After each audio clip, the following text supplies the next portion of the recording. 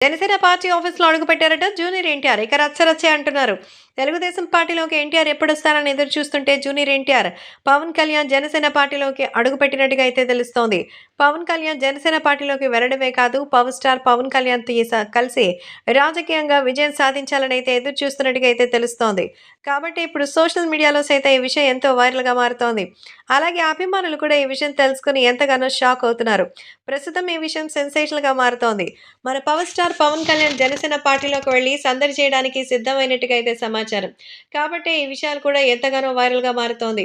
అలాగే అభిమానులు కూడా పవర్ స్టార్ పవన్ కళ్యాణ్‌కి సంబంధించి సంచలనమైనటువంటి మార్పులు తీసుకొస్తున్నారని, జనసేనకి సంబంధించి ఈ విధంగా విజయం సాధించడం చూస్తుంటే చాలా ఆనందంగా ఉందంటూ చెప్తున్నారు.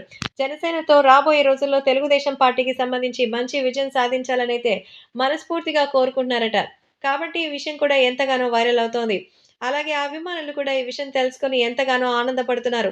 జూనియర్ ఎన్టీఆర్ తెలుగుదేశం పార్టీ కోసం అడుగుపెట్టి ఈ రకంగా సపోర్ట్ చేయడం చూస్తుంటే చాలా సంతోషంగా ఉందంటూ చెప్తున్నారు.